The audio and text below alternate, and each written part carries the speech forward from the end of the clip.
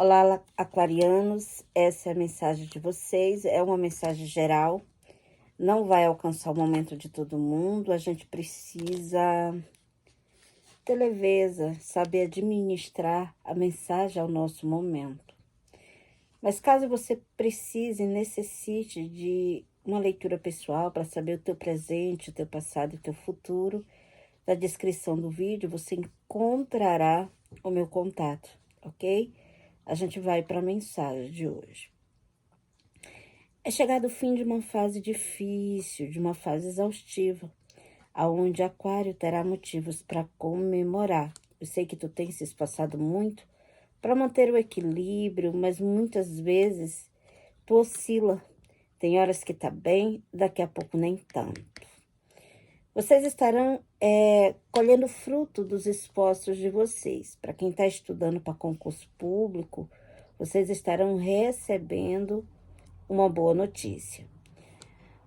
Haverá também uma reaproximação entre você e alguém do passado. Esse alguém vem... Eu não sinto vocês felizes, ok? Não sinto aqui felicidade nessa reaproximação, muito pelo contrário. Eu sinto um certo incômodo, um certo desconforto em relação a essa pessoa que retorna para a vida de vocês. Pode ser no sentido amoroso, pode ser no sentido financeiro, pode ser também no familiar.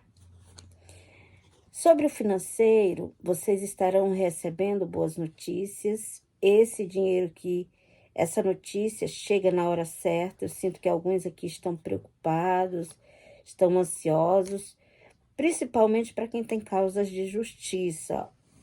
Um advogado, uma advogada vai ligar para vocês e dar aí uma boa notícia. As cartas vêm falando sobre o medo.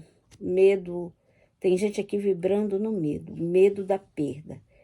Queridos, quantas das vezes a gente cria a nossa realidade, a gente pensa, vibra, joga para o nosso subconsciente e aquilo se torna realidade. Lá no livro de Jó, quando Jó passa por toda aquela provação, Jó diz assim, que tudo que ele temia sobreveio a ele. Então, de certa forma, ele atraiu tudo o que aconteceu com ele, porque existia aquele medo dentro dele. E quantas das vezes a gente passa por algumas situações, por a gente atrair aquelas situações de maneira inconsciente. Tem pessoas aqui vibrando no medo, medo de perder o emprego, medo de não conseguir pagar as dívidas, medo de perder bens materiais. Querido, aonde há Deus não há medo. A gente precisa aprender a não descontrolar, a não vibrar nessa energia do medo. Dinheiro vem de maneira inesperada para a vida de vocês. Eu sinto vocês bastante apreensivos, bastante nervosos. Eu sinto vocês muito, como que eu posso dizer? É como se vocês estivessem, além de apreensivos e nervosos, é como se vocês estivessem cansados, sabe? Eu sinto um certo cansaço que vem do signo de Aquário, mas uma luz lá no fim do túnel, onde um novo ciclo se começa na tua vida, novas oportunidades surgirão, mas Aquário precisa se reerguer, Aquário precisa ter forças para se levantar, fazer a tua parte, e eu tenho certeza que Deus ele não vai te decepcionar. Eu tenho certeza que vai chegar o dia de agradecer pelas bênçãos, por tudo que Deus irá derramar aí sobre a tua vida. Duas bênçãos materiais vêm na tua direção e tu tem que parar de oscilar entre dois pensamentos. Aqui há a dualidade de pensamentos. A cada hora, Aquário pensa uma coisa.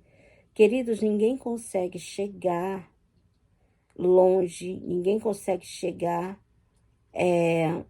como que eu posso dizer, em dualidade de pensamento.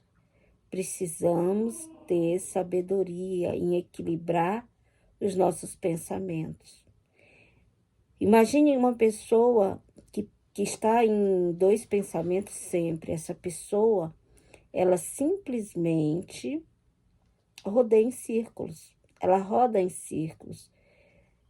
E tu precisa sair da dualidade de pensamentos. No amoroso, vocês terão que fazer escolhas importantes. Tem gente se agarrando em sentimentos ilusórios. Tem gente se agarrando a sentimentos mentirosos.